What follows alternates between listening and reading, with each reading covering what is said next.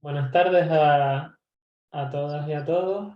Hoy estamos ya en la recta final de lo que es este programa de formación de agentes sensibilizadores. Solo nos quedan ya 3 diálogos. Van a ser 3 diálogos creo que muy interesantes y que los vamos a disfrutar. El día de hoy estamos con Nicolás Castellano, que estoy seguro que si algunos de ustedes cierran los ojos y le escuchan, seguro que les va a resultar cercano su voz y le van a conocer. Quizás físicamente no, porque estamos acostumbrados a escucharle en sus crónicas a través fundamentalmente de la cadena SER. Es un periodista canario, originario de Telde, y especializado en temas de migración, en temas de cooperación al desarrollo. También últimamente pues ha sido una persona referente para cubrir lo que eran catástrofes naturales, emergencias humanitarias y distinto tipo de situaciones bastante complejas a nivel internacional. Y vamos a tener la suerte de tenerle hoy con nosotros, ¿no? Además ha escrito también algunos libros muy interesantes que a lo mejor igual luego también nos puede contar alguna cosa de ellos, sobre todo de los últimos. Y nos va a intentar hoy acercar a lo que es el papel de la comunicación en lo que son las situaciones de emergencia y los conflictos armados, ¿no? Entonces, bueno, pues no quiero quitarle más tiempo. Nico, bienvenido, muchas gracias por estar con nosotros y somos todos oídos para escucharte lo que nos quieras trasladar. Bueno, muchísimas gracias a todos y a todos por estar aquí. Muchísimas gracias a ti por invitarme a compartir, bueno, algunas de mis experiencias, mis ideas con ustedes y ojalá pasemos un rato interesante. Ya me han dicho que son un poco tímidos, pero a mí me encantaría que me interrumpieran, me preguntaran, si no de manera escrita, de manera oral, porque me parece que es más interesante el debate o el intercambio de puntos de vista. Así que a por ellos. Yo voy a compartir mi pantalla porque me tienes que habilitar, anfitriona. Sí, ya estás habilitado. A ver, ahora, ¿no? ¿Se ve? Sí. Y no, de momento No, no. No. voy a darle aquí, toda la pantalla. Creo que ahora Ah, sí, ¿no? Vale. sí, Bueno, ahora sí. sí, voy a compartir con ustedes algunas de las fuentes de información que tenemos los periodistas que estamos habituados a cubrir, pues como se decía en la presentación, crisis humanitarias, catástrofes de todo tipo, o incluso conflictos bélicos como los que se desarrollan ahora mismo en el planeta. Eh, por empezar por lo último, que seguramente muchos no lo tenemos en el radar, a mí me gustaría que prestáramos atención a la situación que está atravesando Sudán, ¿no? Eh, Como se dice en la página actual de la Agencia de Naciones Unidas para los Refugiados, la oficina de Jartum de la capital está cerrada y las informaciones que nos llegan sobre el número de desplazados que está generando el conflicto de Sudán son muy imprecisas, ¿no? Ahora mismo se habla aproximadamente de 1,5 millones de personas que han salido ya del país por los últimos enfrentamientos, ya saben, entre un bastión eh, del gobierno, digamos, un grupo paramilitar que dependía del gobierno y el enfrentamiento con el propio gobierno. Aquí vemos el llamamiento 23 de mayo que se ha hecho para atender la crisis de desplazados y de refugiados de Sudán. Son 418 millones de dólares el llamamiento que ha lanzado Naciones Unidas a través de la Agencia de Refugiados. Y como siempre pasa, y este es un problema común, el dinero que se recauda suele estar muy por debajo siempre del 25%. Y esto pasa no solo para las crisis momentáneas, crisis humanitarias como esta, sino incluso para los grandes llamamientos que hace Naciones Unidas para, por ejemplo, luchar contra el hambre en el mundo. Luego veremos algunos reportes, algunos informes de la FAO. Pero quería empezar con este documento porque, desde mi punto de vista, pone en evidencia los intereses geoestratégicos, geopolíticos del planeta y cómo los fondos públicos pues, se mueven en base a esos intereses. Si bien, por ejemplo, en Ucrania, eso lo vamos a ver luego, los fondos y la movilización de la Europa occidental y de Estados Unidos está siendo muy alta, igual que de Canadá, para Sudán no está habiendo esa respuesta y vamos a tener un problema, una crisis humanitaria de desplazados muy, muy importante. En un país, Sudán, que ustedes ya saben por lo grande que es, por el número de población que tiene y por los conflictos enquistados que tiene, eh, como el que se da en el norte del país desde hace más de 25 años, pues el problema que tiene es que es una máquina de generar desplazados y es una máquina de generar refugiados. Si ahora se da esa especie de guerra civil interna, pues las perspectivas, y lo está diciendo Naciones Unidas, es que podamos tener una de las mayores crisis humanitarias a corto plazo, ¿no? De repente se nos ha colado Sudán entre las grandes crisis humanitarias, que ahora repasaremos algunas de esas, ¿no?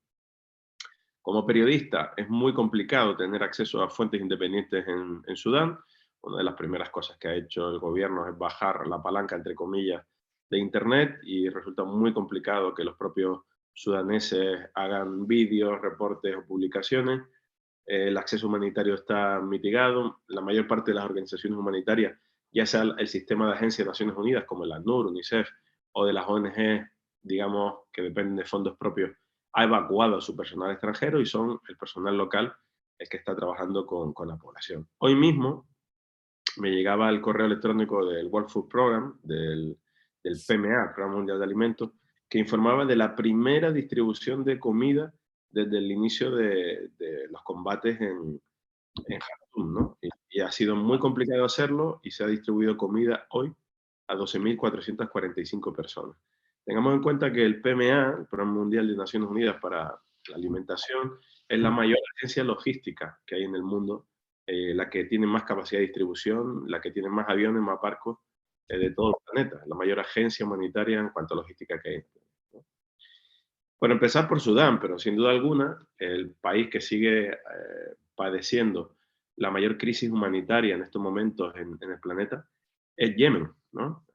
Si yo les pregunto a ustedes dónde ven Yemen en las noticias, sobre todo en las noticias de los países occidentales, los países como España, Francia, Inglaterra, incluso en los medios que veo que hay gente conectada en Colombia, seguramente Yemen no está, ¿no? En el número de personas que, o sea, en el highlight de las noticias, ¿no? Y ese es uno de los problemas. Volvemos a ver el número de personas que tienen necesidad de ayuda humanitaria. Aquí se ve un poco borroso, voy a ver si lo puedo, porque es un PDF. Pero bueno, esto sí que me interesa destacarlo como fuente de información. OCHA, que es la Oficina de Coordinación de Ayuda Humanitaria del Sistema de Naciones Unidas.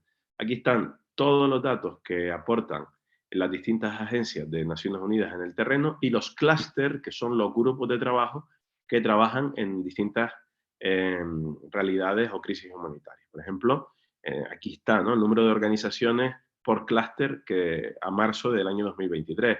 Y por ejemplo, en WASH, en agua y saneamiento, hay 59, en salud hay 38, en educación hay 67, en nutrición 28, que son las agencias de la ONU que coordinan, pero hay un montón de organizaciones, por ejemplo, en Health, en salud, dentro de Yemen, la organización más importante es Médicos Sin Fronteras. Más del 70% del sistema de asistencia a la salud dentro de Yemen lo hace una ONG privada como Médicos Sin Fronteras, una situación que se repite en contextos como el de Haití, en contextos como República Centroafricana o Sudán del Sur, ¿no? Hasta qué punto a veces la cooperación o la ayuda a la emergencia se convierte en una pata fundamental para la supervivencia de la gente, ¿no? En estos reportes, en estos informes, ustedes pueden buscar dentro de OCHA cada una de las situaciones de los países y los informes se van actualizando. Se ve el número de personas que tienen necesidad de ayuda humanitaria. No sé si lo pueden leer, pero pues son 21,6 millones los que tienen ahora mismo necesidad de ayuda humanitaria en Yemen. También se habla de las necesidades económicas para atender a eso. Pues se necesitan 34 billones de dólares para atender al menos a 17 millones de personas, pero solo el 10%, 10,4% de los fondos demandados han llegado al país. El gran problema que tiene Yemen a raíz de esta guerra cruenta que saben que están padeciendo, aunque ahora por la intersección de Arabia Saudí y de Qatar las hostilidades han bajado, uno de los grandes problemas que tiene Yemen, derivado de la sequía y de las hostilidades militares, es que hay un problema de desnutrición infantil brutal, ¿no? Ahora mismo habría unos casi 10 millones de personas que necesitan ayuda humanitaria para alimentarse suficientemente, para adquirir el número de calorías que necesitan cada día para sobrevivir. Y de ellos, más de 300.000 son niños menores de 5 años que si no reciben esa ayuda humanitaria a tiempo van a perder la vida. Y aquí vemos una de las grandes contradicciones del sistema digamos, de activación de la ayuda humanitaria o de la ayuda urgente.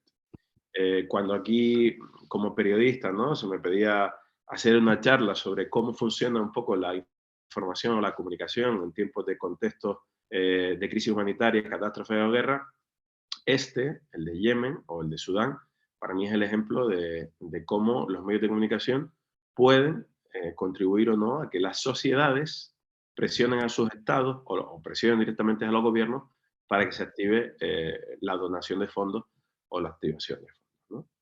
Una cosa que pasa absolutamente inversa es la situación que está dando ahora mismo en Ucrania. No sé si ese sonido significa algo. No, no, no, no, no. Que ha entrado un alumno, no te preocupes. Vale, vale. Bueno, fíjense qué cosa, ¿no? Qué cambio. Si nos vamos al mapa ahora mismo de Ucrania y a ver el número de personas desplazadas, vemos que el último dato, 23 de mayo, un dato bastante actualizado porque están monitoreando mucho esta crisis, todos los países del entorno, la Unión Europea, etcétera, etcétera, es que hay 8.255.000 refugiados de Ucrania que han sido, digamos, notificados en algún informe como que han cruzado la frontera. Y de ellos, 5.140.259 son los que tienen la protección temporal o algún tipo de protección subsidiaria en los países de Europa, ¿no? Y aquí estamos viendo también, un poco más abajo, la respuesta país por país del número de personas que han llegado, etcétera, etcétera. Polonia, evidentemente, con 1.605.000 como país fronterizo, es el país que más ucranianos está acogiendo, pero España es el cuarto país de toda la Unión Europea que más ucranianos ha recibido. Hemos recibido más de 160.000. Resulta bastante interesante. Y también me resulta bastante interesante en la respuesta internacional a Ucrania que todas las agencias de la ONU y todos los países donantes han depositado inmediatamente millones de euros o de dólares para atender esta emergencia, ¿no? Y aquí vemos el claro ejemplo, ¿no? La sobredimensión mediática o la, digamos, eh, visibilización mediática todo el rato de la crisis de Ucrania hace, por distintos motivos, políticos, económicos, etcétera, etcétera, que las sociedades europeas, las sociedades del norte se hayan activado y que los gobiernos se hayan activado porque, bueno, estamos otra vez con esta dialéctica periodística y política de los dos bloques, de que hay que parar a Putin o ese tipo de políticas que ponen en cuestión nuestro sistema de vida. Y eso luego, si quieren, lo podemos hablar, pero bueno, simplificando mucho, yendo un poco rápido, les quería poner, para empezar, las contradicciones del sistema de ayuda, cómo se activa el sistema de ayuda internacional y cómo la publicación o no de noticias sobre una crisis humanitaria puede condicionar absolutamente la respuesta de los estados o del sistema de Naciones Unidas. Naciones Unidas está pidiendo en la misma medida dinero para atender a los yemeníes o los sudaneses, sin embargo, los estados no reaccionan a esos llamamientos y sí reaccionan al llamamiento de Ucrania, ¿no? Me parece que lo correcto, lo que estamos haciendo en Ucrania, lo incorrecto o lo que no deja muy bien es lo que estamos haciendo en el resto de países. Pero veamos cuáles son las crisis. Esta es otra de las fuentes, les he hablado de OCHA, de la Oficina de Coordinación de Ayuda Humanitaria de Naciones Unidas, que es esos reportes que hemos visto de Yemen y de Sudán. Otra fuente para mí fundamental para ver cuáles son las grandes crisis humanitarias del planeta es ACAPS, es una organización internacional cuya matriz surgió en Dinamarca, pero ahora está muy consolidada en muchos países del planeta, y se puede ver por colores, por situaciones, cuál es la situación país por país. Aquí verán la severidad de las crisis por colores, violeta clarito, muy baja dureza o severidad de la crisis, baja severidad, media severidad, alta influencia, digamos, alta prevalencia de la crisis y muy alta prevalencia de la crisis, que es este color más oscuro.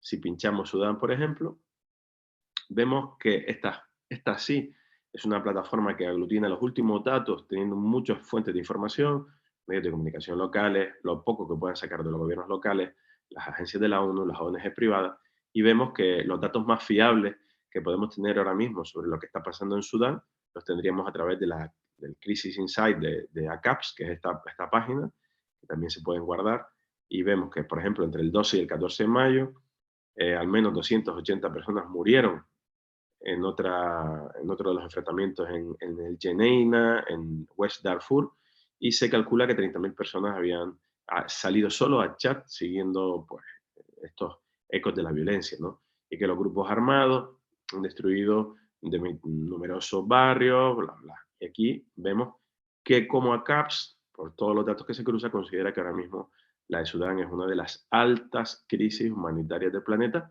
que ha surgido en apenas eso, menos de 2 meses, ¿no? Luego hay un montón de crisis de alta densidad, a la que no le hacemos ningún caso, pero que son muy preocupantes. La de República Democrática del Congo, que sigue siendo uno de los conflictos enquistados. Aquí vemos que tiene 4.5 sobre 5, o sea, la máxima clasificación de crisis humanitaria, y está el problema de siempre. Ya saben que República Democrática del Congo, los Kivus llevan en una crisis brutal desde hace más de 15 años, y que uno de los problemas acuciantes desde el año 2009, que fue la primera vez que estuve yo en República Democrática del Congo, en Goma, es la irrupción de grupos armados, en este caso el grupo armado, que ahí surgen como setas, que está siendo más activo en Norte Kivu y que está ocupando terreno y, digamos, enfrentándose a los cascos azules. Recordemos que en República Democrática del Congo está la mayor misión de cascos azules, la mayor misión de paz de la ONU del mundo, pues está haciendo que el número de desplazados y el número de refugiados congoleños siga siendo brutal. República Democrática del Congo tiene más de 3,5 millones de desplazados internos. Hasta la irrupción de la crisis de Siria y hasta la cronificación de la crisis en Colombia, República Democrática del Congo era el país que más desplazados internos tiene. En Colombia, los distintos tipos de conflictos generan más de 6 millones de desplazados internos. En Siria estamos en una cifra similar. Y en Ucrania, de repente, de manera acelerada, también tenemos prácticamente 7 millones de desplazados internos que han ido dejando toda la zona del frente, todo lo que es el Donbass, Gerson y todo esto que les sonará por las noticias, que he estado 3 veces en el último año, para abandonar el país o para irse hacia la zona del oeste, de Kiev hacia el oeste, hacia toda la zona fronteriza con la Unión Europea. Sobre las crisis insights, sobre ACAPS, tengo otro mapa que es muy interesante. Es un report, es un informe anual que se llama Global Risk Analysis y suele publicarse en el último cuatrimestre del año, ¿vale? Y en este informe, no sé si estoy yendo muy rápido para que tomen nota de las fuentes informativas. ¿Alguien me responde? No, señor, va bien, gracias. Vale, vale. Bueno, pues este informe, si ustedes quieren saber al toque, al momento, cuáles son las grandes crisis humanitarias del planeta y el contexto exacto de qué pasa, cuáles grupos se enfrentan, si se han aportado fondos o no, esta es una herramienta maravillosa de ACAPS, que ya les digo, el informe anual de riesgos. Aquí se va hablando de cuáles son las grandes crisis del momento, a octubre del año 2022. La otra página que yo les he enseñado es la página que se actualiza día por día, ¿vale? Esta sería la página que se actualiza día por día y que lo tienen en el mapa. A ver. Aquí está. Podrían navegar por el mapa, ver y ampliar, digamos, la información que tienen de cada sitio. Por ejemplo, de Afganistán, ¿no? Puedes ir directamente a la página de ACAPS sobre Afganistán y dan las últimas informaciones que tienen, por ejemplo, a 12 de abril, qué han hecho los talibanes con las mujeres que trabajan para Naciones Unidas en Afganistán, etcétera, etcétera, etcétera, ¿no? Las grandes cifras. Total población afectada por el conflicto talibán o por secuelas del conflicto de la toma de los talibanes del poder. Personas desplazadas, la mitad de la población de Yemen, 22.411.000, pero es verdad, y esto es más importante, que el desplazamiento no se ha producido solo desde que llegaron los talibanes ahora al poder, sino que es algo que lleva produciéndose en las últimas 2 décadas, ¿no? Y personas en necesidad de ayuda humanitaria sí que se ha disparado en Afganistán prácticamente 29 millones de personas. Así que tenemos 2 fuentes informativas en ACAPS, la de la página de las crisis insight, que lo pueden ver al momento, actualizada al día, ¿vale? Y tenemos el informe anual, que tiene datos de análisis que explican muy bien las crisis. Porque si van a trabajar en la cooperación y tienen que argumentar un proyecto y tienen que argumentar por qué intervenir, por ejemplo, ahora mismo en Myanmar, en Ucrania, en Yemen, por qué intervenir en Kabul, cuantas más datos tengas para sostener el número de personas en necesidad, el tipo de necesidad que tienen, si es nutricional, si es educativa, si es de agua y saneamiento, etcétera, etcétera, pues una de las fuentes que tienen para documentar o armar el proyecto, para presentar esa solicitud de ayuda a una crisis como esta, una de las fuentes fundamentales sería esta página de acá, ¿no?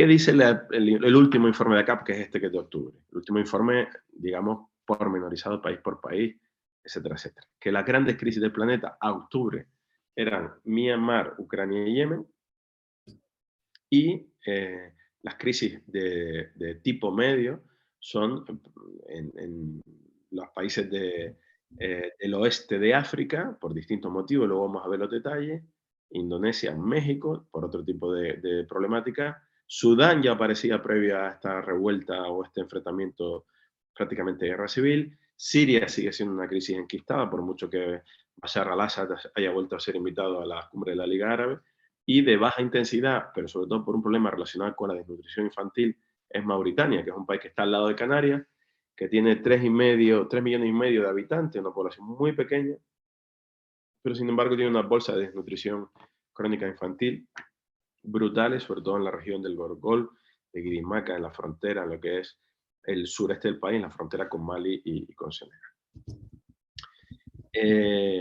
Aquí se habla de los riesgos, de los análisis, pero esto es el tipo de mapa que me parece muy útil para ustedes, para cuando quieran ver o tengan que, o no sé, puede ser que tengan que armar un proyecto para enviar ayuda a uno de estos sitios, armar un proyecto para ir ustedes a trabajar ahí, o de repente sean personal que contraten una ONG, una agencia de la ONU, para que ustedes dirijan un proyecto o trabajen en uno de estos proyectos. Me parece muy interesante que sepan dónde acudir para tener la información más precisa y los análisis de por qué pasan esas situaciones, ¿no? Y aquí, pues claro, aparece Yemen, los que están en un color más intenso son las crisis mayoritarias, Ucrania, ¿no? Pues ya se sabe, ¿no? El incremento de los enfrentamientos militares, por los problemas de electricidad, gas, la distribución, pues ha hecho que el acceso de las personas a determinados bienes básicos sean cada vez más complicados, se pierden medios de vida, ¿no? Y las necesidades humanitarias incrementan, mientras Rusia controla áreas importantes agrícolas en todo el este de Ucrania, que ya saben que es uno de los grandes productores de cereal, de patata, de aceite, de productos fitosanitarios en el planeta, ¿no? Se habló mucho, y yo luego si quieren les hablo de las consecuencias de la falta del grano ucraniano en el mercado internacional y las secuelas que está teniendo. Y, por ejemplo, yo estuve en Sudán del Sur hace unos meses comprobando efectivamente cómo en determinadas partes de África que dependían no solo de que venga directamente el grano de Ucrania, sino que la falta de ese cereal en el mercado hace que los precios de los alimentos básicos se disparen, ¿no? Lo hemos visto en nuestras economías, incluso la economía acomodada del norte, en los supermercados, donde la inflación interanual está en el 12% de los alimentos.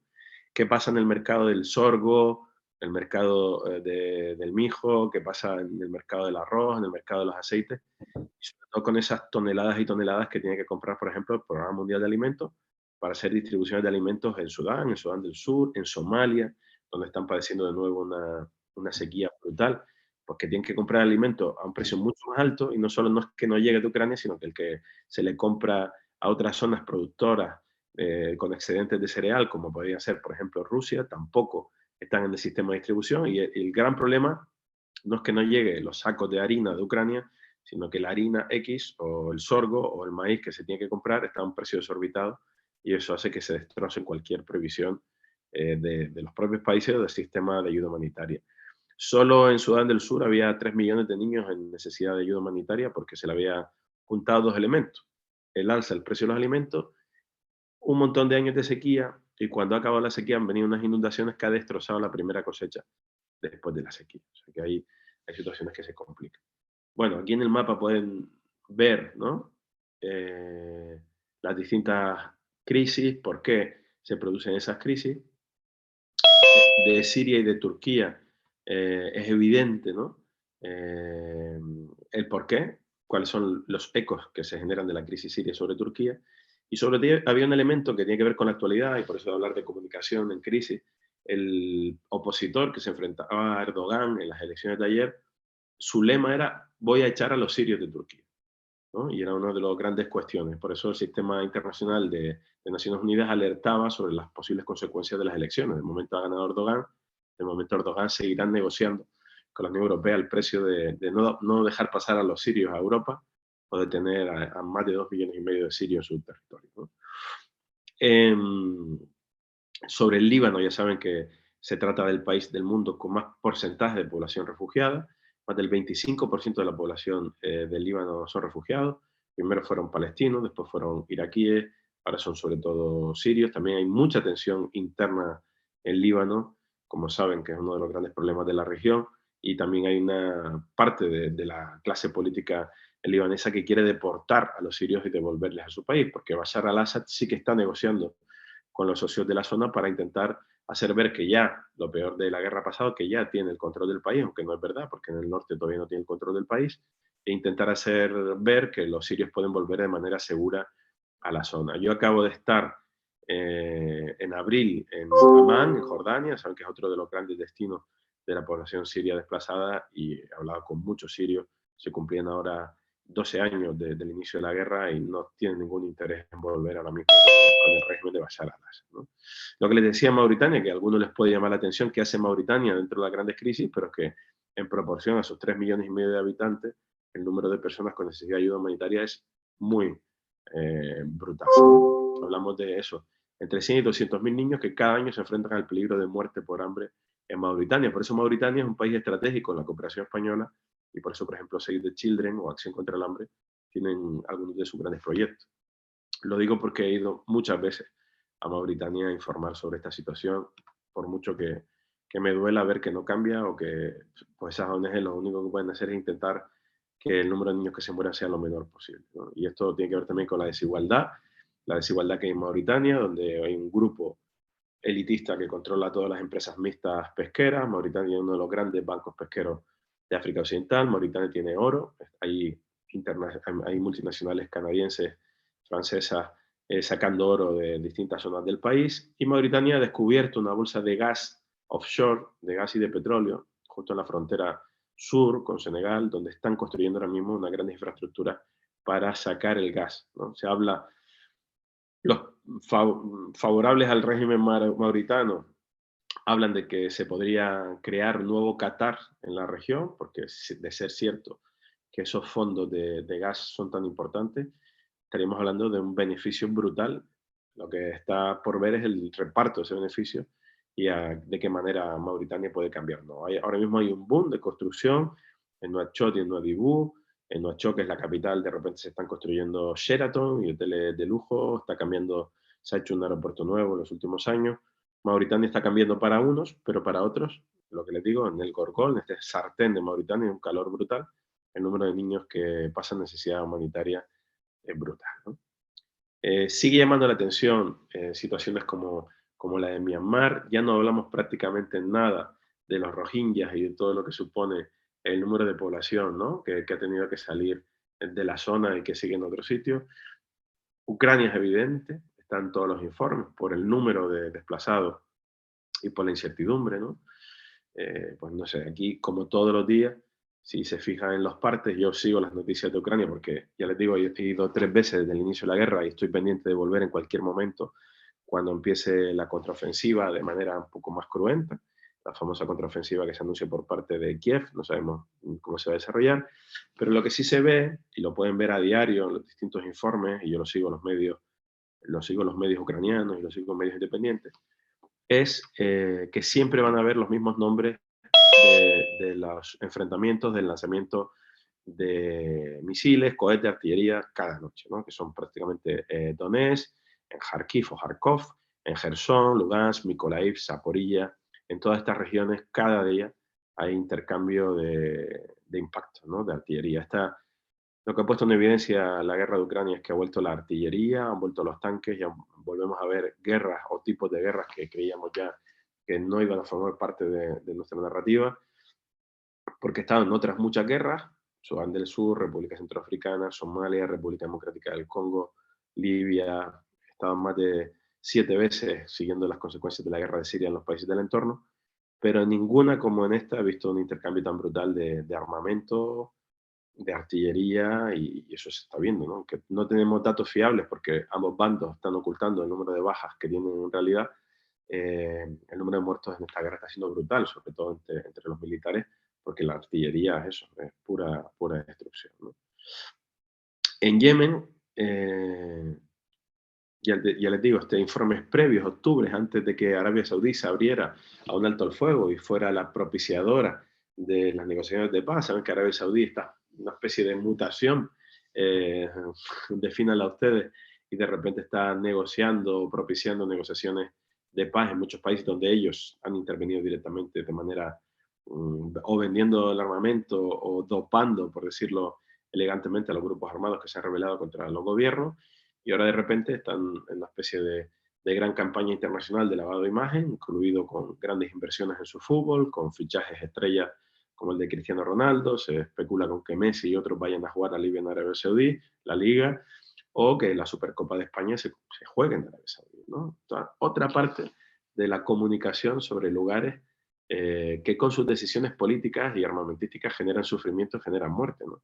Y lo de Arabia Saudí para mí es un ejemplo palmario, porque la prensa española, por ejemplo, va a cubrir la Supercopa de España o allí o lo que sea, y poco se habla de la situación de la mujer o de las consecuencias que tienen las políticas de Arabia Saudí en la región.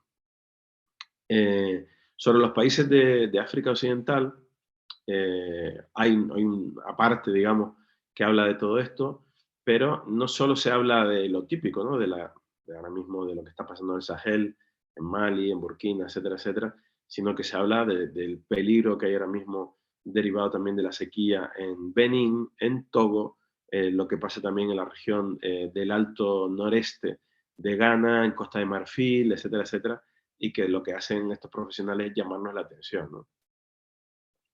En Indonesia, ya saben, también por la inestabilidad política y por conflictos enquistados como el de Papúa. Yo estuve en Papúa informando hace muchísimos años, en la Papúa, Indonesia.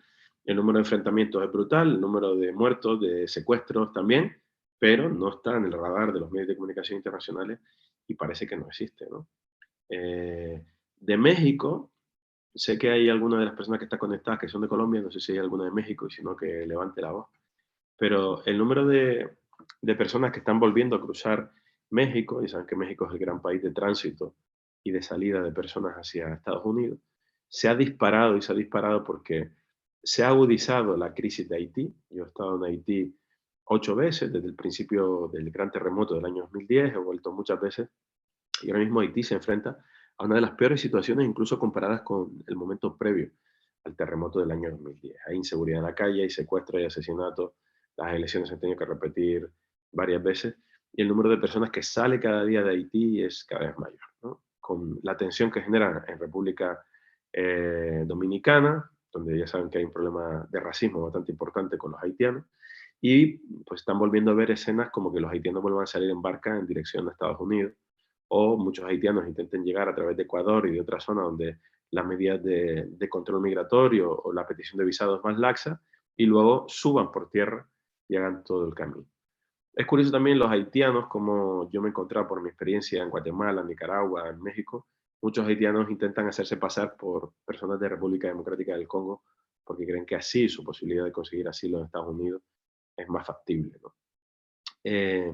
La inestabilidad que se sigue dando en El Salvador, en Honduras, en Nicaragua agudizada por ese conflicto que sigue pasando en el país, está haciendo que el número de personas que tienen necesidad de salir para prosperar o para ayudar a su familia, para poner su vida a salvo, se esté disparando. Lo preocupante es lo que está pasando en la frontera de Estados Unidos con México, cómo se están vulnerando otra vez el derecho a asilo, y cómo México está contribuyendo, lo mismo que está haciendo pues, Marruecos, Libia o Turquía. México se está convirtiendo en el gendarme de Estados Unidos, parando a la gente o contribuyendo a políticas migratorias muy parecidas a la de las distintas administraciones. No nos olvidemos que siempre se habla de demócratas o de republicanos, ¿verdad? Que Trump llevó al extremo su política del muro, pero antes de Trump ya Obama había construido 1.500 kilómetros de muro, o ya Obama fue el presidente que más personas deportó de los Estados Unidos a otros países. Lo digo porque he estado ahí, porque he estado haciendo reportajes en Saltillo, en Coahuila, aquí al norte de México. He estado en el recorrido del tren que le llaman La Bestia, que sale del sur. He estado en Chiapas, he estado en el río Suchate, he estado en Guatemala muchas veces, reportando, hablando con las personas migrantes que tienen que cruzar. Sudán aparece ya de manera crónica desde hace más de 25 años en los mapas de necesidad de ayuda humanitaria, sobre todo por lo que pasa en el Nilo Azul y todo lo que tiene que ver con el norte. Pero, como veíamos al principio, por ponerles la crisis más actual, ahora mismo esa disputa interna está haciendo que preocupe mucho en el sistema de Naciones Unidas la situación que se está dando allí, ¿no? Solo en el Nilo Azul hay 1.300.000 personas que necesitan ayuda. El número de desplazados por el conflicto que se da allí es muy elevado. En fin, vamos a hablar mucho de Sudán, desgraciadamente, en los próximos meses. Y luego que no nos extrañe que vengan los sudaneses, como pasó el 24 de junio del año pasado, a la frontera de Melilla, e intenten acceder a Europa y pedir asilo. O que sigan siendo los sudaneses protagonistas de esos viajes en barca tan peligrosos que salen de Túnez y de Libia en dirección a Malta y a Italia, ¿no? Lo mismo que pasa con los somalíes, lo mismo que pasa con parte de los eritreos o con parte de los etíopes que, como consecuencia del conflicto tan cruento que se ha dado en los últimos 5 años, han salido en gran número, ¿no? Siria y Turquía, lo que le decía, aquí advertían ya de la cercanía de las elecciones y del impacto que podía tener para la población desplazada. Y se daba también eso, una situación, advertencia sobre lo que pasa en el norte, ya saben que sigue siendo la zona controlada todavía por los rebeldes. Mauritania, etcétera, etcétera. Bueno, ahora voy a beber agua mientras. Me pueden ver la cara.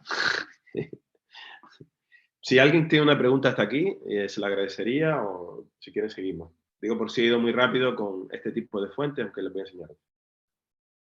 Sí, bueno, Nico, te comento un poco alguna persona que ha escrito algo por el chat. Nos comentaba al principio de la exposición Sandra que efectivamente ya se conecta desde Colombia y que precisamente, bueno, no ha tenido oportunidad de tener ninguna experiencia en cooperación, pero que sí, que desde esa zona quizás la información que les llega en muchos casos de muchos temas, pues llega distorsionada por los medios de comunicación precisamente, ¿no? Y de acuerdo a intereses políticos globales, comenta en su exposición. Y luego también pedía que si era posible que compartieras con los alumnos y alumnas la exposición, que entiendo que son las diapositivas que has estado poniendo. Sí, eso no hay ningún problema, ya te las puedo pasar aquí y tú las distribuyes si quieres. Vale, Y perfecto. sobre la pregunta concreta, ¿no? De hasta qué punto la información o la información distorsionada marca las agendas políticas, las agendas públicas, las agendas de la actuación humanitaria es absolutamente capital, ¿no? Y por eso ponía el ejemplo, que no sé si hizo la pregunta antes o después de que yo pusiera el ejemplo de la contradicción entre la activación de la ayuda internacional multilateral hacia Ucrania y que no se active para Sudán o que no se active para Yemen, ¿no? Y bueno, esa era la idea de argumentarlo, de cómo la exposición mediática, la presencia solo, por poner un ejemplo, en Ucrania solo de España había 175 periodistas cubriendo la guerra. Eso nunca se había dado.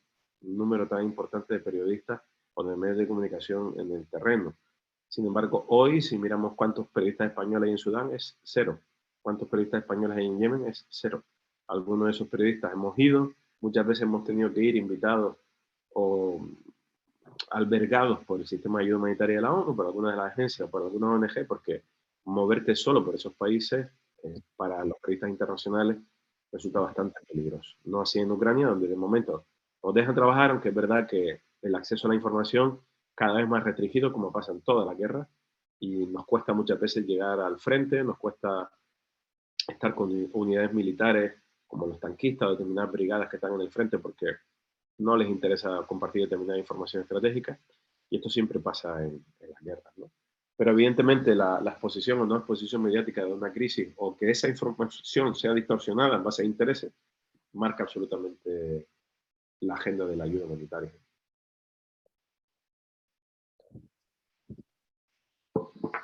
¿Alguna pregunta de momento? ¿No? Pues sí. No sean tímidos, si quieren comentar alguna cosa pueden hacerlo en directo, que seguro que estará encantado Nico de contestarles.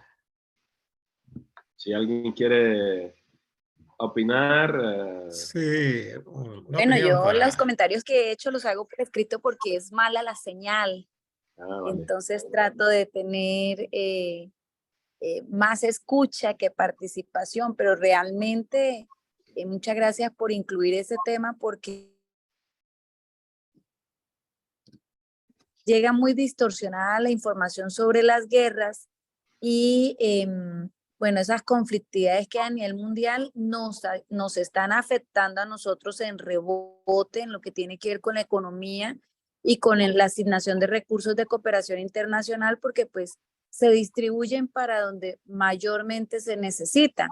Entonces, incluso hace unos días manifestaba un profesor en el doctorado que nosotros aquí estábamos pensando que el mundo tenía las puertas abiertas, que los países tenían las fronteras abiertas y realmente cada día nos estábamos cerrando mucho más y era más difícil el ingreso a los países. Todo eso por precisamente el contexto global en el que estamos viviendo.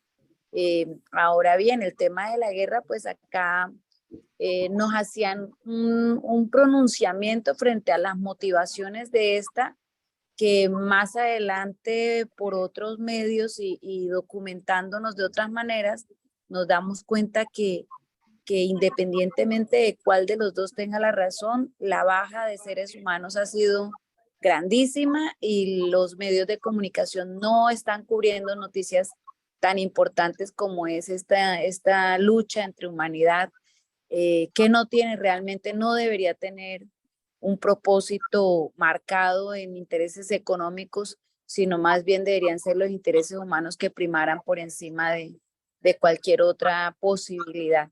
Bueno, muchas gracias por la información y qué bueno que se estén dando estos espacios. Bueno, muchas gracias a ti. Mira, con una de las cosas que has dicho, me pones aquí a, como se dice en España, a huevo, enseñar un mapa de cómo efectivamente no están las fronteras abiertas. Solo desde 2014, según la Organización Internacional para las Migraciones, hay desaparecidos, un término, es un eufemismo, ¿no? Han muerto al menos 55.990 personas solo desde 2014 cruzando fronteras en el planeta. Esta cifra es mucho mayor que el número de víctimas de la guerra de Ucrania o de guerras recientes, ¿no? Y la pregunta que yo hago muchas veces es si estamos en guerra contra los migrantes. Y aquí se ve en el mapa el número de muertes año por año y por zonas, ¿no? Por empezar por América Latina, ya que ha intervenido la compañera de Colombia, aquí se ve año por año la estimación de muertos y desaparecidos que se ha dado en las rutas distintas que llevan sobre todo hacia Estados Unidos, pero no solo, porque hay flujos migratorios que se mueven hacia Brasil, hay flujos migratorios que se mueven hacia Ecuador o hacia Colombia, que no siempre son países de origen, sino también de destino, dependiendo del momento económico, de la situación de la región, ¿no? Y fíjense que el año pasado fue el récord número de muertos en la ruta hacia Estados Unidos, fueron 1.432 solo el año pasado, y esos son los que sabemos, porque saben que luego el número de desaparecidos, por ejemplo en México, es de más de 14.000 personas, aunque esas 14.000 no solo son migrantes, sino dependen de otros muchos factores. Pero la frontera más mortífera del mundo está en Europa, y es el Mediterráneo. 26.851 muertos desde el año 2014, ¿no? Con momentos muy, muy complicados, que fue cuando empezaron a cruzar sobre todo los sirios en el año 2015-2016, que aquí se ven que son los años de más muertes, entre 4.000 y 5.000 muertes al año por cruzar la frontera, en este caso por cruzar el mar. En África, que la mayor parte de los movimientos migratorios, recordemos, del continente africano se da dentro del continente africano, prácticamente el 99%, y esto es el número de muertos que se han dado casi todos por tierra, y muchos de ellos en los desiertos. En Asia también, tiene que ver con Afganistán y con la salida de los afganos casi siempre también hacia Europa, digamos en Asia Occidental, y en Asia en general, pues todo lo que tiene que ver también, por ejemplo, con la salida desesperada de los rohingyas por mar hacia Tailandia y hacia otros sitios, ¿no? Y estos 1.010 de Europa son las distintas rutas que hay por la Europa terrestre, sobre todo hacia Alemania, etcétera, etcétera, todo lo que es los Balcanes, etcétera, ¿no? Por ejemplo, por irnos a Europa, que es el sitio más destacado, yo soy capaz de llegar al mapa.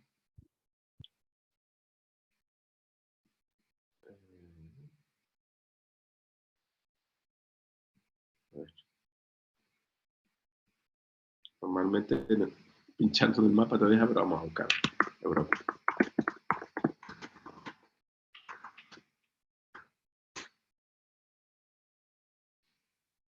si reparamos, esto es la situación actual este año, que habla de 10 migrantes.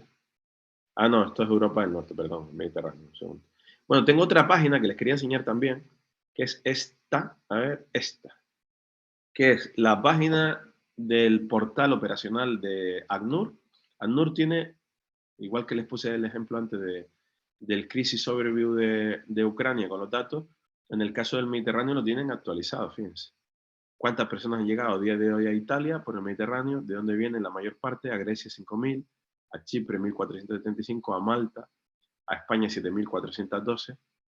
Y también aquí tienen ellos un pequeño cálculo del número de víctimas mortales que suelen compartir. Son cifras bastante parecidas a las de la Organización Internacional para las Migraciones.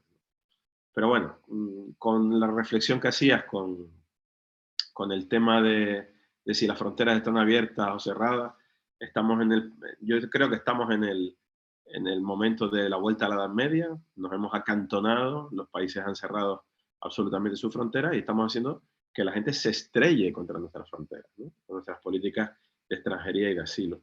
Y luego, ya que estamos en este foro, es interesante compartir para mí, por lo menos la idea, del concepto totalmente erróneo, fallido, manoseado, tramposo y que hace perder credibilidad a la cooperación, que es establecer proyectos de la cooperación para intentar que los inmigrantes no vengan. Eso nunca ha funcionado y no va a funcionar. Es una falacia, es un mito. La gente deja de moverse si tiene oportunidades laborales y económicas en sus países, no porque vayamos a hacer un pequeño proyecto de instalar pozos o de mejorar las semillas de una pequeña comunidad. Esto lo he visto en América Latina desde hace más de 20 años, lo he visto en toda África Occidental, conozco 36 países de los 55 africanos y la cooperación puede servir para mejorar un montón de situaciones, para cambiar, formar población, etcétera, etcétera, pero la cooperación por sí sola no va a frenar un movimiento migratorio y eso para mí es uno de los grandes problemas de la credibilidad.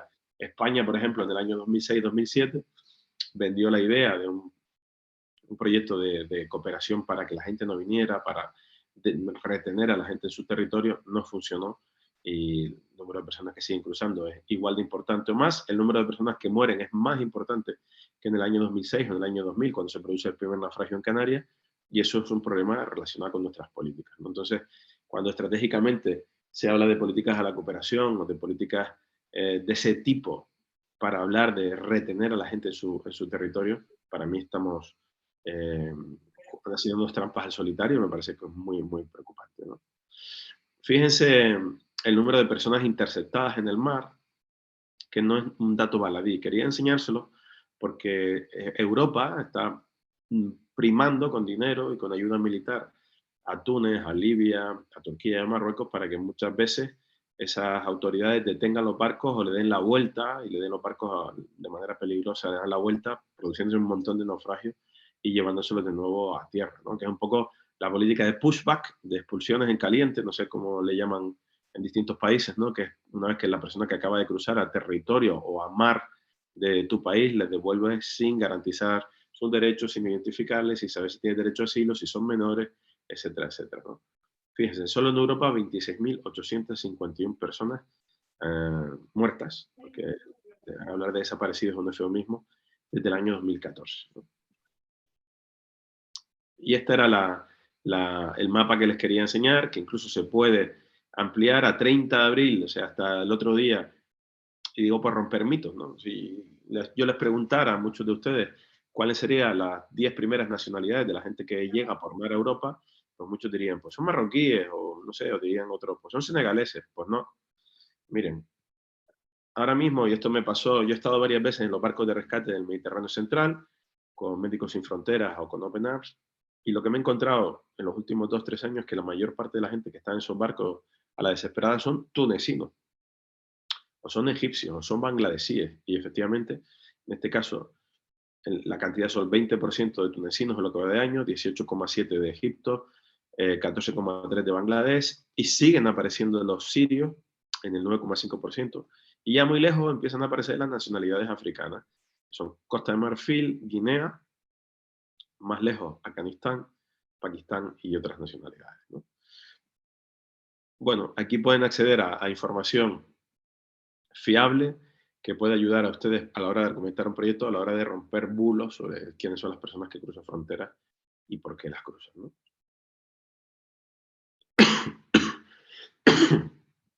Tengo la alergia un poco cascada en Madrid, así que me va a perdonar si toso más de la pena. Te voy leyendo otra pregunta que hay por aquí, Nico, mientras Te lo agradezco. aquí bebes agua. Sí, nos pregunta Nizar, ¿por qué crees que la situación en Sudán, con más de 1 millón de desplazados, o la situación que comentabas antes en Yemen, no se visibiliza tanto en los medios de comunicación y no genera tanto interés a nivel político internacional? Bueno, primero no estamos allí, los periodistas occidentales, con lo cual poca capacidad de información. No estamos allí porque a nuestros directores, a nuestras empresas informativas, no les interesa muchas veces contextos como los de Sudán o los de Yemen, porque se pone el esfuerzo en lo que se supone que son lo que nos interesa, lo que nos afecta de manera más cercana, ¿no? Por ejemplo, la guerra de Ucrania se asemeja a algo que nos afecta a todos, pero como algo muy cercano, es que es la guerra que nos toca, porque son europeos. Bueno, para mí hay un componente bastante claro de racismo, ¿no? Es decir, han venido 160.000 ucranianos a España, nadie ha dicho que son muchos, nadie ha hablado de llegada masiva, se les ha facilitado los papeles con una directiva europea que se habilitó y en menos de 12 horas todos tienen el permiso de trabajo y de residencia, que es lo que hay que hacer. Por tanto, es la ley la que permite acoger dignamente a la gente que vive en conflicto. Sin embargo, esas mismas leyes, a los sudaneses que intentaron acceder el 24 de junio a Melilla, Marruecos y España lo recibió con material antidisturbio y murieron al menos 70 personas. Y aquí no pasó nada. Y se les echó al otro lado, ¿no? Y todo el mundo sabe que Sudán es un país en conflicto desde hace más de 25 años y que ahora el conflicto se ha agudizado. Es la distinta vara de medir. Si yo le preguntara a muchos de los que ahora nos están escuchando, dime una ciudad ucraniana que no sea Kiev, dime una comida ucraniana, dime un autor ucraniano, descubriríamos que no es tan cercano a Ucrania, que no sabemos tanto de Ucrania y que simplemente nos afecta en cuanto afecta a nuestra economía o nos afecta en cuanto a la dialéctica bélica, la dialéctica que justifica la guerra, la dialéctica que justifica el negocio de la guerra, hace ver este juego simplista de buenos y malos entre un bando o el otro. Desde mi punto de vista, los medios de comunicación internacionales tienen un problema de credibilidad porque se mueven en base a intereses económicos también, son empresas informativas y por tanto hay poco interés informativo económico en Yemen o en Sudán. Está claro, la implicación militar directa de nuestros países o de los medios de comunicación que dominan el planeta o el eje informativo del planeta, que son los estadounidenses, los franceses, los ingleses, los intereses económicos de estas tres naciones en esos dos países no son tan elevados. Veremos si se prolonga la situación en Sudán, porque sí que es un gran suministrador de petróleo, y ahí sí veremos si se activa algún tipo de intervención internacional, como pasó con Francia en Mali, cuando interviene en Mali, sobre todo porque el movimiento independentista del norte empieza a poner en cuestión las minas de uranio de Níger, que alimentan el 70% de las centrales nucleares de Francia. Y veremos también qué pasa con Yemen, si Arabia Saudí avanza o no, porque Yemen tampoco es uno de los focos, digamos, económicos que nos interesa. Entonces, esos intereses económicos, editoriales, políticos, de los medios occidentales, del eje del norte que domina el eje mediático internacional, los que marca la agenda, desgraciadamente no está en Yemen, no está en Sudán del Sur. A mí me cuesta mucho cuando estoy cubriendo guerras, cuando estoy en Bangui, República Centroafricana, y hay tiros, disparos y hay muertos, o estoy en un compound de seguridad en Somaliland y están matando gente fuera, me cuesta mucho colocar una crónica en la radio, en la cadena Cero, en el medio donde yo trabajo. Sin embargo, en Ucrania, sin pasar nada, te llamaban todo el rato para que entraras todo el rato en todos los informativos porque había determinado enfrentamiento, porque se había movido, o había caído una bomba en un edificio céntrico de Kiev. Y ahí están las contradicciones y tenemos que ser autocríticos y reconocer que los medios de comunicación fallan si no ponen en el interés común lo que le pasa a tantos millones de gente, porque solo he dado el dato, solo en Yemen hay 21 millones de personas en necesidad de ayuda humanitaria, que es más que toda la población ucraniana que ha necesitado cualquier tipo de atención. Y a los ucranianos les hemos recibido en la frontera de Polonia con voluntarios, con traductores, con comida, con carritos de coche, con psicólogos, con transporte que les llevaban, incluso voluntarios de España que fueron con sus coches a traerse a los refugiados ucranianos. Y cuando llegan esos refugiados sudaneses, esos refugiados congoleños, esos refugiados somalíes, llegan a Ceuta, Melilla o en Patera, a Canarias o a Andalucía, la respuesta no es la misma, ¿no? Y eso creo que nos retrata como sociedad, nos retrata como medios. Los medios de comunicación damos una visión muy negativa de la llegada de personas refugiadas de determinados países del sur. Incluso a España siguen llegando cada año entre 20 y 25.000 colombianos a pedir asilo o protección subsidiaria. Y la visión que se da, por ejemplo, de la llegada de los centroamericanos que huyen por sus razones de Nicaragua, de El Salvador, de bandas criminales, etcétera, etcétera, la respuesta que se le da en España a sus peticiones de asilo no es la misma que se le da a un ucraniano. Entonces creo que los medios de comunicación tenemos que ser más analíticos, más críticos e informar más a la gente para que entienda los contextos, ¿no? Porque estamos aquí en un público, digamos, formado, que tiene interés por estos temas internacionales, y seguramente muchas de las cosas que yo les estoy diciendo, de los contextos que estoy nombrando, les sonará porque tiene interés en esta materia. Pero para buena parte de la sociedad, si les hablo de Yemen, de Sudán, o si les hablo de los Rohingya, ya ni se acuerdan. Y es lo que pasa con la efervescencia, ¿no? La piedad líquida que dice el poeta Luis García Montero, ¿no? Somos expertos en activar nuestra empatía instantánea, por ejemplo, con Ucrania. El año pasado, de repente, todo el mundo era pro-ucraniano, ucraniana por los efectos de la guerra. Eso estuvo muy bien en un momento dado, pero eso se diluye. Sin embargo, esa empatía tan fuerte no se activa nunca, o la he visto muy pocas veces, y llevo muchos años recorriendo fronteras con las personas que vienen de contextos empobrecidos, ¿no?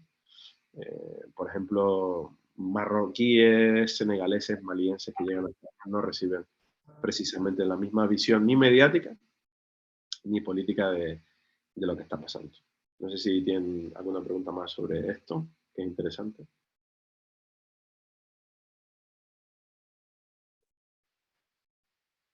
¿No? No hay ninguna pregunta más. Una opinión. Sí. Tú hablas y eres especialista en cubrir conflictos, pero como sabemos, el origen de las migraciones se ha ampliado. Ahorita hay migraciones por malas políticas de los gobiernos y se dan en países que no tienen guerras. Por ejemplo, en el caso de Venezuela, nos acercamos a los 8 millones de migrantes. Y no hay un conflicto. Incluso eso tiene una prisma político. Cuando tú ves una resolución que te otorga residencia temporal por razones humanitarias, uno de los argumentos es que en Venezuela no hay un conflicto ni interno ni internacional. O sea que es necesario, además, que haya una guerra y que sea gravísima, ¿no? Para que haya una cierta criterio político más solidario, para decirlo de alguna manera, de los países o de la comunidad internacional o de los países de acogida. E incluso yo, bueno, he venido aprendiendo del tema, nos interesa, porque muchas veces se ve a Venezuela como un país rico, y eso deforma seguramente la visión que se tiene de Venezuela. Rico puede ser el territorio del gobierno, pero la población, de acuerdo a estudios de una universidad privada, de la cual fui profesor durante mucho tiempo, la Universidad Católica Andrés Bello, una encuesta de hogares, una encuesta llamada INCOBI, sitúa la pobreza en Venezuela en un 97%. O sea, hay un problema serio y está muriendo gente sin entrar en combate. Entonces, bueno, yo algunas veces me planteaba, bueno, sobre todo a militares muy inquietos que han participado en la lucha contra el gobierno. Ahorita los presos militares, el número es mayor que de civiles. A algunos les digo, bueno, pero para una mayor atención, ustedes son especialistas en el tema, piensen también en esa opción. Y mucho porque están desesperados. O sea, esa es una situación de atención a los migrantes que priva. Pues, y también yo creo que, por ejemplo, hay una extensión de las fronteras, de control de fronteras, cuando a un migrante que viene de Perú, de Ecuador, de Colombia o de cualquier otro país latinoamericano, por proceder de un tercer país, se le niega la residencia. Y entonces poner la frontera bien lejos, porque si España estuviera más cerca de Venezuela, como está Colombia, bueno, los migrantes venezolanos, buena parte estaría aquí. Entonces, se dan todas esas situaciones que es necesario tenerlas en cuenta en el contexto. Yo entiendo la gravedad del asunto de la guerra y sobre todo de Ucrania. Y desde luego, esa directiva de la cual tú dices no se había puesto en marcha antes, se puso a raíz del conflicto, que da una base del derecho para aplicarla con la celeridad del caso amerita. Pero el problema es bien complejo. Entonces, bueno, ahí el problema de la migración al mundo y algunos incluso estamos viendo y aprendiendo estos temas porque creo que hay que hacer planteamientos de atención de nuevas situaciones que se están presentando. Y que porque es imparable las migraciones, pues no solamente son por un conflicto, por una guerra, sino también por malas políticas gubernamentales, sociales, de otro tipo, además de las climáticas y otros motivos de migraciones que podemos escoger y que irán apareciendo. Muchas gracias. Sí, eso me da la oportunidad para contextualizar efectivamente. Claro, yo estaba centrándome más en crisis humanitaria y en conflicto porque era un poco la idea hoy, pero también estoy especializado en movilidad humana de hace más de 23 años. Y efectivamente, si vas al último informe de la OIM, de la Organización Internacional para las Migraciones, sobre el número de personas que se mueven en el planeta, son 281 millones de personas considerados migrantes internacionales. Que a veces se exagera el porcentaje, pero solo es el 3,6% de la población mundial. Y esto siempre ha existido, ¿no? Ha crecido con respecto a 2019, son prácticamente 10 millones más de personas. Y si luego se ven las razones o los perfiles, sigue siendo una migración eminentemente femenina e infantil. Y luego de trabajadores en sí, dentro de ese colectivo que ya salen con el estatus de trabajador, con contrato para otros países, son 169 millones. ¿No? Lo que supone las migraciones para distintos países del mundo, en cuanto a remesas, por ejemplo, solo desde Estados Unidos se generaron 702 mil millones de dólares que salieron hacia otros países. Supone las remesas una de las fuentes de ingresos fundamentales, en Senegal, en Mali. Conozco menos el caso de Venezuela, no me voy a aventurar a hablar de Venezuela porque es uno de los pocos países de la región que no conozco, pero sí que he seguido un poco la situación de los venezolanos porque me los he encontrado en Chile, me los he encontrado en Ecuador y he hecho algún tipo de reportaje sobre el desplazamiento que fue sobre todo muy agudo, ¿no? En 2018-2021. Pero fíjate que te quería enseñar el portal operacional del ACNUR sobre Venezuela porque a mí me llama la atención que no se actualiza, ¿no? Parece que la crisis de Venezuela se paró a finales del año 2021. No sé qué piensas tú al respecto o por qué de repente no se está actualizando estos datos, ¿no?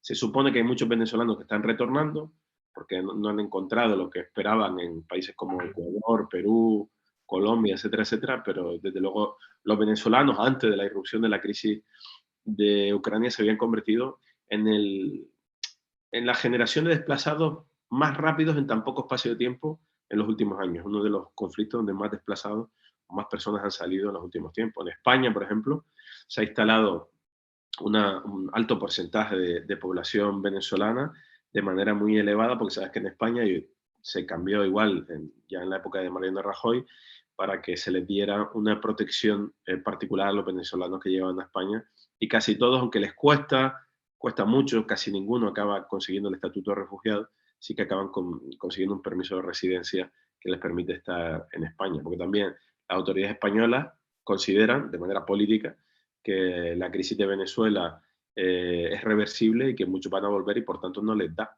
el estatuto de refugiado. Solo en muy pocos casos, cuando se demuestra persecución política, etcétera, etcétera, es cuando se le da. Voy a buscar aquí el portal del Ministerio Español para que sepas por si te interesa. Pueden preguntarme mientras busco. ¿Tienes otra pregunta en el chat, Nico? Te la voy leyendo.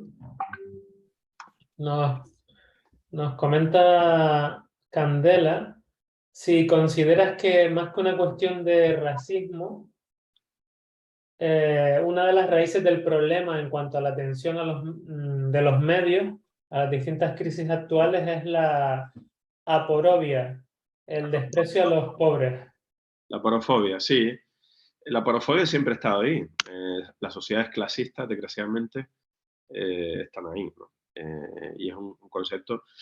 Y sí que pesa, ¿no? Por ejemplo, no sé cuántos de los que nos escuchan saben que en España y en los países de la Unión Europea existe la posibilidad de entrar y de conseguir los papeles de manera inmediata si generas una inversión superior a $500,000 o $500,000 de euros, ¿no? En España esto ha significado en los últimos 10 años que aproximadamente unas 5.000 personas hayan accedido a la llamada visa Gold, a la visa Oro, y que simplemente por tener dinero puedas llegar, hacer una inversión inmobiliaria y te dan el permiso de residencia. Y eso es una cuestión que tiene que ver con los ingresos, ¿no? Estoy buscando el registro. A ver si te puedo encontrar el número actualizado para ver 8422. Bueno, pues parece ser que es el último que está. 8422. Bueno, por ver una referencia a ver si lo abre.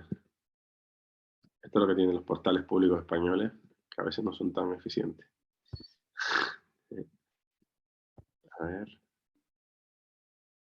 Aquí está.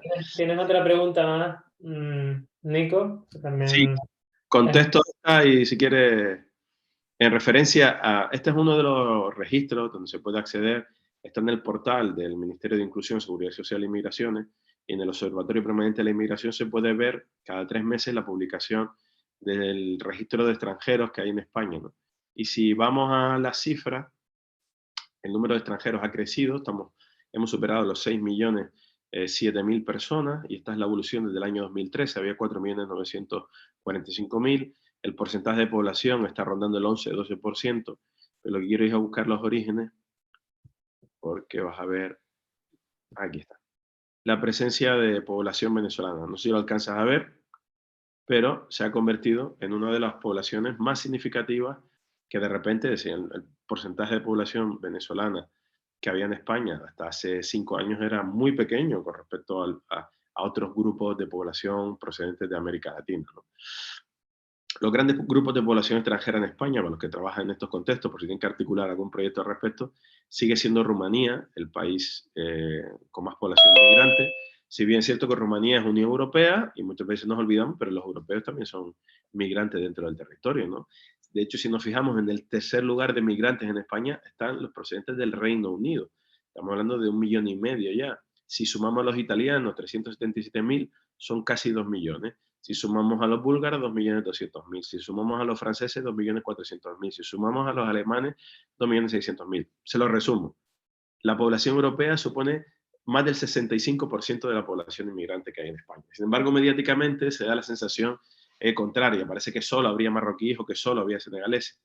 Ni siquiera en toda la clasificación de principales países de origen de los inmigrantes, el único país importante de Europa, de África, que se cuela es Marruecos, con 829.000, porque el número de senegaleses o de malienses es menos de 100.000 personas y ni siquiera aparece. Dime la otra pregunta, por favor.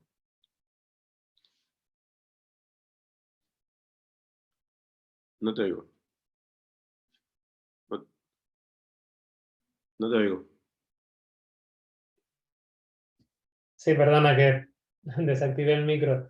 Sí, comentaban que si has visto peligrar tu integridad en algún momento cubriendo este tipo de países, este tipo de situaciones de emergencia.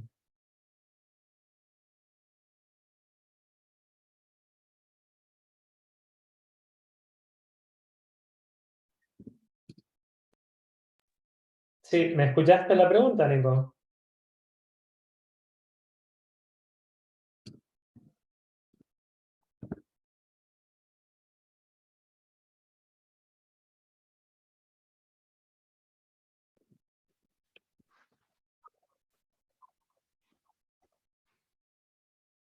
Se había quedado colgado. ¿Me escuchas a mí ahora? Sí, ahora sí. No sé si llegaste a escuchar la pregunta que te hice. Te habías quedado congelado y no sé qué pasó. Vale, te la repito de nuevo. Sí, que más en el campo un poco personal, comentaba alguien en el chat, que si en algún momento has visto peligrar tu integridad física en alguno de estos países o en alguna de estas emergencias que has cubierto. Vale. ¿Me oyen bien, no? No se entrecorta. Sí. Vale. Bueno, sí, claro. He estado en contextos muy complicados. En el principio de la guerra de Ucrania estuve muchos días cubriendo la situación en Irpin y en Bucha, que le sonará, porque desgraciadamente en abril luego vimos las consecuencias de esos enfrentamientos de la ocupación rusa en esas poblaciones. lo he pasado mal cubriendo el tsunami y terremoto de Japón con la crisis nuclear. Ahí el miedo es invisible, pero estar todo el día con el dosímetro a ver si la radiación que te llevabas era muy fuerte o no. Lo he pasado muy mal en la República Democrática del Congo con niños soldados drogados apuntándote con un bazooka o con una metralleta. En República Centroafricana, en muchos países. En Marruecos, donde cuando vas al Sahara Occidental, Marruecos te somete a un seguimiento, hostigamiento, o te detiene, o te amenaza. Me han echado 3 veces del Sahara Occidental por intentar informar de la situación de los territorios ocupados por Marruecos. Podría hablar muchas cosas también del río Suchate, de Chiapas, de Saltillo, Coahuila, aunque ahí no he tenido incidentes de seguridad, pero sí que son contextos complicados. La situación de la frontera de Haití con República Dominicana. Podría hablar de muchísimos sitios, ¿no? Pero sobre todo, o sea, yo al final formo parte de un medio de comunicación, soy staff, tengo mi seguro, viajo con medios y tal. El gran problema ahora mismo lo tienen los compañeros freelance que van con menos medios, con menos seguros, se tienen que arriesgar más para adquirir determinado tipo de informaciones para que sean rentables y vender a los medios de comunicación. Y luego, sobre todo, donde yo me he encontrado más riesgo, donde he visto que la gente se juega el pellejo muchas veces, son los cooperantes o los trabajadores humanitarios en contextos de crisis, ¿no?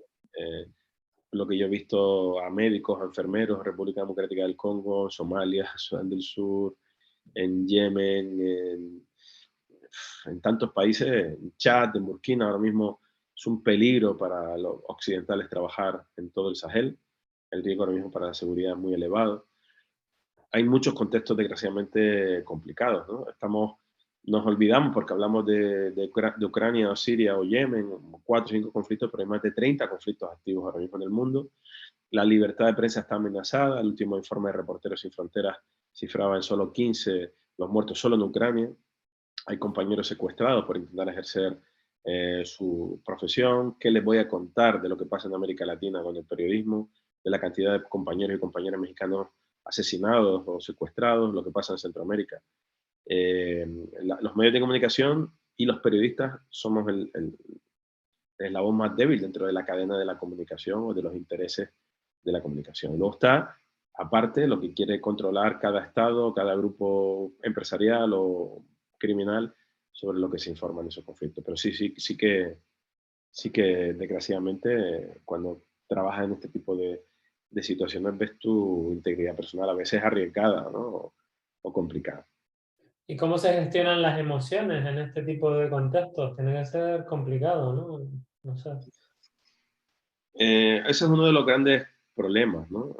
Por ejemplo, los trabajadores humanitarios, o muchos de los que seguramente nos están escuchando, cuando van a cubrir una gran crisis o un conflicto, etcétera, etcétera, las organizaciones suelen tasar y limitar el tiempo de exposición, ¿no? a esa situación.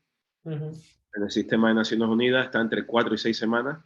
Por ejemplo, en el terremoto de Haití, a las 4 o 6 semanas, a los sanitarios, a los humanitarios, les obligaban a hacer un break, a parar al menos 2 semanas, antes de volver a enfrentarse al estrés que supone ver muertos, víctimas, amputados, etcétera, etcétera, ¿no?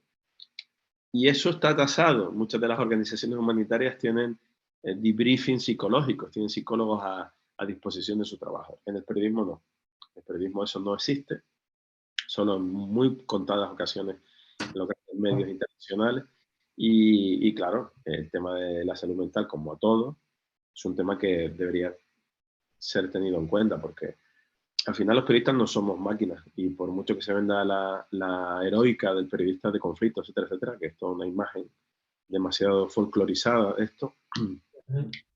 estamos sometidos también al estrés postraumático, estamos sometidos también a las emociones que genera ver gente morir, sufrir, o gente perder la cabeza durante mucho tiempo por muchas cuestiones, ¿no? Entonces sí que la pregunta me da pie a decir que tenemos un déficit importante de formación o de acompañamiento a los profesionales de la comunicación. Y esto pasa también en el mundo humanitario, ¿no? Hay organizaciones que lo tienen muy bien planteado y hay otras organizaciones que también se quejan muchos compañeros y compañeras que deberían mejorar. Así que sí, lo que plantea es un tema fundamental. Son muchas aristas cuando hablamos de informar sobre realidades humanitarias, sobre cooperación, Pero en el día de hoy, que estamos hablando más, ¿no?, de conflictos, de crisis complicadas, de grandes crisis, de guerras, etcétera, etcétera, ahí las necesidades de sustento, de apoyo psicológico son muy importantes. Un periodista que está mal, que está deprimido, un periodista que está saturado, un periodista que se ha pasado el nivel de tolerancia a la violencia, su relato no va a ser tan bueno, tan equilibrado y tan profesional como alguien que está afectado en sus emociones. Sí, me estaba acordando ahora, hace muchos años, una buena amiga que precisamente trabajando en Médicos del Mundo en Ruanda, que era una enfermera de aquí, del Centro de Salud de Escalerita, pues murió ajusticiada de un tiro en la cabeza, junto también a un médico, Manuel, se llamaba Flor Sidera, me imagino que igual la recordarás, junto a Manuel Madrazo, que era un médico también, y a un fotógrafo, periodista, que era Luis Baltueñas, ¿no? Sí. Y efectivamente, pues la gente en muchos casos, pues por desgracia, pues pierde la vida intentando realizar este tipo de actividades, este tipo de acciones humanitarias, ¿no? Sí, Luis Baltueña, y bueno, todo lo que pasó en el genocidio de Ruanda, que ahora mismo uno de los premios de fotografía humanitaria más importantes del mundo, lo hace Médicos del Mundo, y recibe el nombre de Luis Baltueña porque una de las labores que hacía era fotografiar y documentar los proyectos de cooperación. Sí, esto es así, el trabajo humanitario se complica, hemos visto secuestros de muy larga duración, como el de las 2 cooperantes de Médicos Sin Fronteras en el campo de refugiados de Dadaab, en Kenia, que hasta la crisis de los Rohingya era el mayor campo de refugiados del mundo. Yo estuve allí en 2011 con la penúltima hambruna somalí, que ahora hay otra. Y fui a las 3 semanas de volver, fue cuando secuestraron a esas 2 cooperantes de Médicos Sin Fronteras, que estuvieron 21 meses secuestrados, el secuestro más largo de la historia de ciudadanos españoles, ¿no? Lo que pasó el año pasado con 2 cooperantes españolas de Médicos Sin Fronteras en Etiopía, en el conflicto con los oromos, fueron asesinadas. El trabajo humanitario en estos contextos de crisis es mucho más arriesgado que cuando se hacen otro tipo de proyectos de cooperación, que tienen también una utilidad muy buena, pero que no se enfrentan a estos riesgos. Claro, claro. Muy bien. Bueno, hasta aquí era lo que yo quería compartir como algunas de las fuentes de información que pueden ser útiles para que ustedes se puedan mover a la hora de saber exactamente qué está pasando en determinados contextos con los que ustedes quieran trabajar, puedan trabajar o les interese trabajar. Me parece que es muy importante como agentes que pueden cambiar situaciones con sus proyectos, que tengan la información precisa, que esa información les haga tomar la decisión adecuada para que la población con la que quieren trabajar pueda recibir la mejor ayuda, ¿no? Si los periodistas que informamos sobre esto o los actores humanitarios o cooperantes no acceden a una información veraz, independiente y correcta, pasa desgraciadamente lo que pasa y se distorsionan muchas veces esos proyectos de cooperación, ¿no?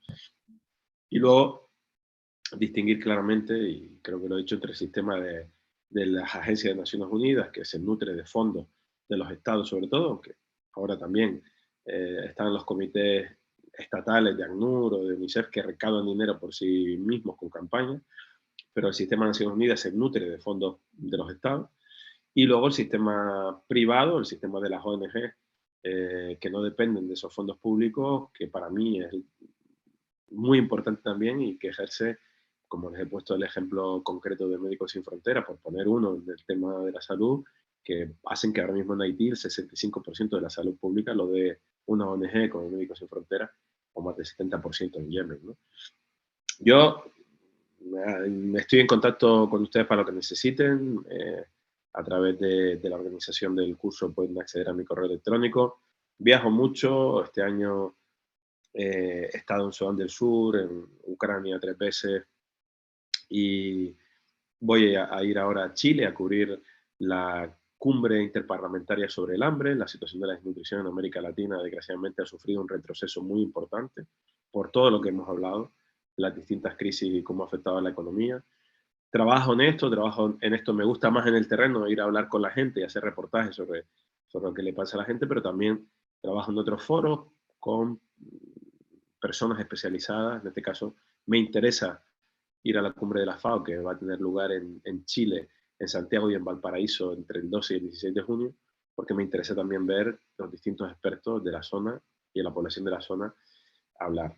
Si tienen alguna pregunta o si quieren que comparta algún tipo de información, yo estoy encantado de hablarlo ahora mismo o de hacerlo a través por escrito.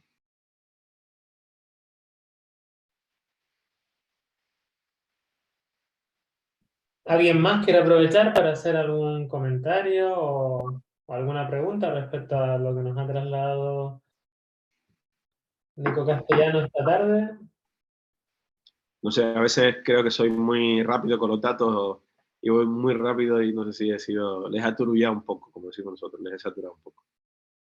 Bueno, como nos vas a hacer llegar la exposición para que la compartamos, pues ya cualquier dato o cosa adicional, seguro que podrán revisarlo con más calma. ¿Alguien se lanza alguna pregunta oral antes de que cerremos la sesión de hoy? ¿O están muy cansados con la resaca del ascenso de la Unión Deportiva, o los que estén en Gran Canaria? ¿Dónde están las personas que nos están escuchando? ¿Están la mayoría en Canarias o están Sí, la en mayoría Colombia? mayoría están en Venezuela? Canarias. Ah, Pero efectivamente hay alguna persona que se conecta desde Colombia o... Yo no tengo claro si está en Venezuela o está en España, la verdad. En Canarias, en Canarias. Estás en Canarias. ah, Estás en Tenerife concretamente, ¿no? Sí, exactamente. Exacto. otro sitio de Venezuela, Tenerife. Sí. Hay muchos venezolanos en Canarias, la provincia de Santa Cruz. Pedro creo que está en Fuerteventura, si no recuerdo mal. Y hay alguna persona más también de Fuerteventura.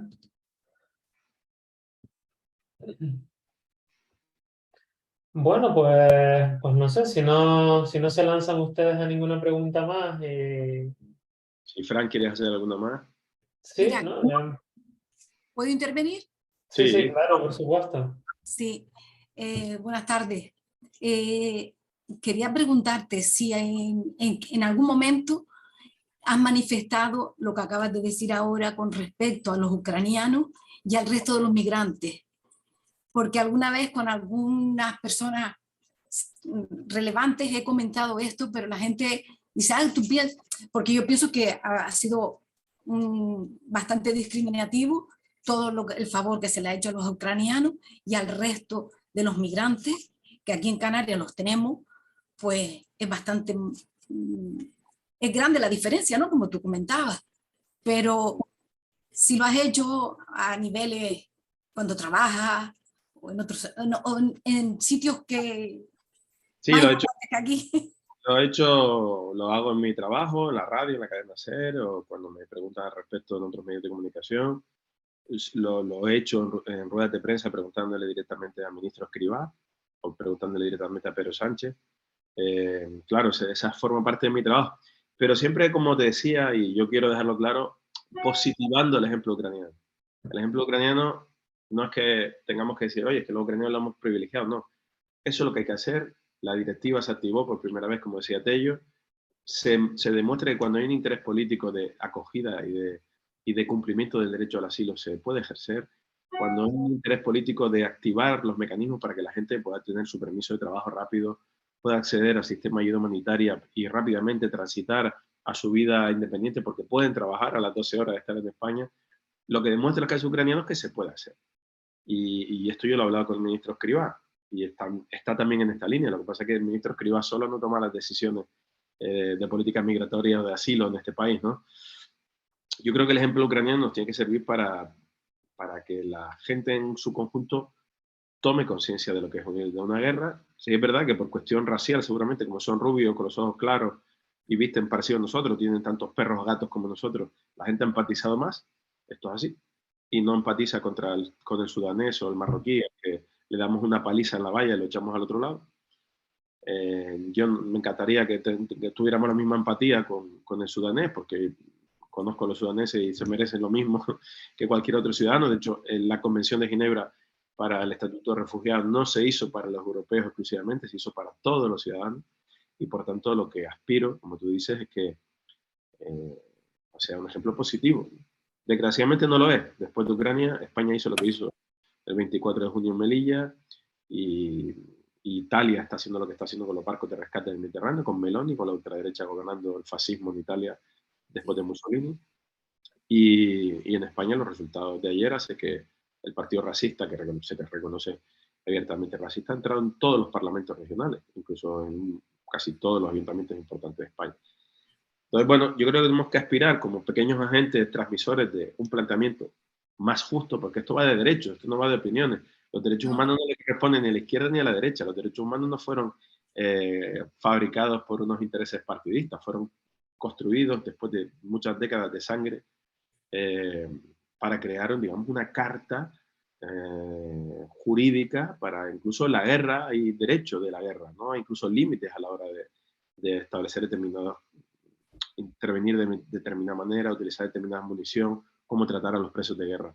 Pues a los migrantes y a los refugiados hemos basurizado, hemos utilizado de manera espuria esa ley, la hemos retorcido para aplicarla cuando nos interesa de manera adecuada, como en el caso de los ucranianos, y en otros casos para hacer que esa cifra que exponía, ¿no?, de tantas decenas de miles de muertos en la frontera, porque no les dejamos venir y porque no les damos visado, que es la realidad. Muchas gracias. Sí. Muy bien. Pues no sé, ¿alguna pregunta más o alguna opinión más de alguien? Eso que hablé muy claro, Fran. Sí, no, yo creo que han puesto por el chat que, en fin, te dan las gracias por la gran exposición y por la sesión tan interesante que nos has regalado esta tarde. Igual los cansé de tener más preguntas. Bueno, pues entonces, si les parece, podemos dejar aquí la sesión de hoy. Darle las gracias a Nico Castellano, que es una suerte tenerles y me encanta que hayas podido estar con nosotros esta tarde. Y bueno, pues a todos ustedes les emplazo para el próximo miércoles, que vamos a tener también, va a ser la penúltima sesión, el penúltimo diálogo que vamos a tener con Ismael Diadé Aidara, que es un historiador, un filósofo maliense responsable de la conservación de los fondos CATI de la Biblioteca de Tombuctú, y nos va a hablar un poco de la construcción de puentes entre lo que fue el Al-Ándalus y Tombuctú. ¿Le conoces personalmente a Ismael, Nico? Supongo que sí, ¿no? Lo he visto, no he tenido ocasión de compartir con él, pero lo he visto en alguna conferencia muy interesante. Es muy recomendable. Sí, no, va a estar muy interesante. Muy bien, pues nada. Gracias, como te decía antes, Nico. Gracias a todos y a todas por acompañarnos esta tarde. Y nos emplazamos al próximo miércoles. Bueno, para mí, Fran, si me permite, ha sido un placer Sí. este rato con ustedes, compartir un poco mi experiencia. Podría haber contado muchas batallitas del abuelo de tantos sitios, de tantos lugares, pero quería un poco hacer una visión general de distintas problemáticas y llamarles la atención de cómo podemos acceder a información fiable en distintos contextos, porque me parecía un poco que podía ser lo que les podía aportar como periodistas que están en el terreno, sobre todo. Yo soy un periodista del terreno.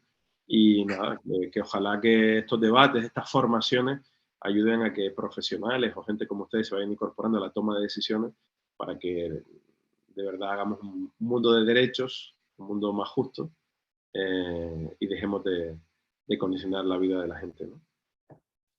Seguro que sí, que entre todos pondremos un granito de arena y conseguiremos un mundo mejor. Muchas gracias también, por supuesto, y por esa labor tan bonita que hace, que no deja de tener ese riesgo tan enorme que de salir todos los días a trabajar, pero que en definitiva es algo bonito que se hace por la humanidad y porque la paz sea una realidad cada vez más fuerte, que parece que está ocurriendo lo contrario, ¿no? Muchas gracias, Pedro. Muy bien.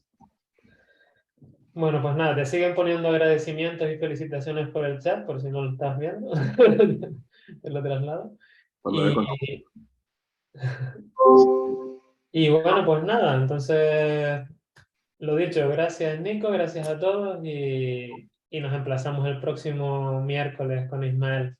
Un saludo y feliz tarde para todas y todos. Hasta luego. Muchas gracias, Hola. feliz tarde. Chao.